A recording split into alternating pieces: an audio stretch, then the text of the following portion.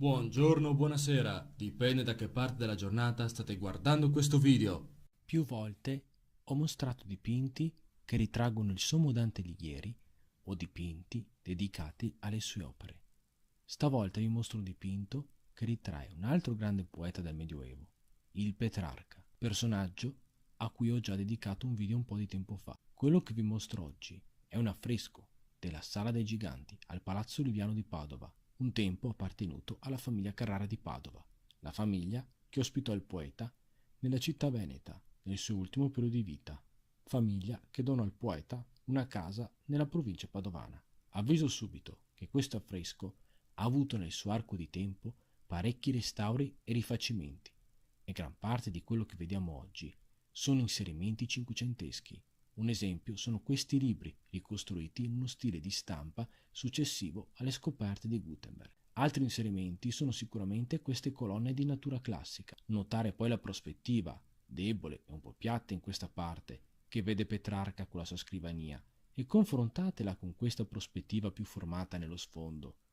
Non possiamo poi escludere alcuni particolari che sembrano già abbastanza dettagliati e curati, in un gusto sì di stampo cinquecentesco, ma non direi trecentesco. Non sappiamo di preciso in che data sono iniziati i lavori per questo affresco, ma cosa certa è che iniziarono nel XIV secolo. Il lavoro è stato attribuito all'Altichiero, uno dei più importanti imitatori del Giotto. Altri pensano che sia da parte del Guariente, altro grande imitatore del Giotto, e sempre di scuola veneta. Ora concentriamoci sull'opera. Ecco il protagonista, il Petrarca, nel suo studio. Già la sua scrivania e il baule hanno qualche modifica cinquecentesca, ma come ho detto prima, questa è la parte rimasta più fedele all'affresco originale. Pare che lo studio che aveva il Petrarca nella sua casa d'Arquà abbia dato vita al culto degli studioli, piccole ambientazioni interne per intellettuali, artisti, poeti, eccetera, molto in voga nel Rinascimento. Quello degli studioli è un argomento di cui vorrei parlare in futuro.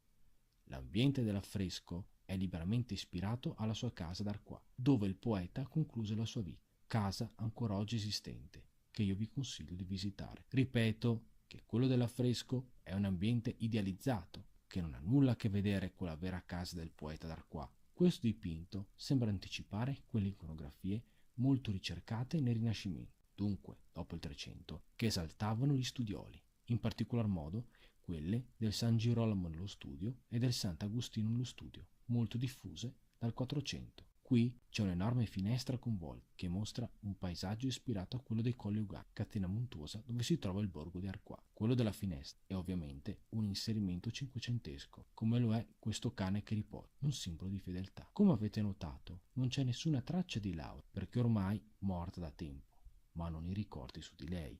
E poi quello della gatta, ma abbiamo il cane, perché il personaggio della gatta di Petrarca risulta essere un'invenzione del Seicento, mito pieno di prove e smentite, e il corpo oggi mummificato dell'amata gatta risulta essere solo un falso storico, ma ciò non toglie quell'alone di mito che la circonda. Vuoi che parli di un'opera in particolare?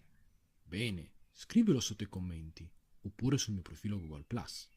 Se il video ti è piaciuto, metti pure mi piace. Se questo canale ti interessa, ti consiglio di iscriverti. Ti ricordo che ho altri due canali, Pros del Fumettaro e Il Giardino del Prosto, di cui vi consiglio di dare un'occhiata e magari iscrivetevi anche lì. Io vi ringrazio per la visione e arrivederci al prossimo video.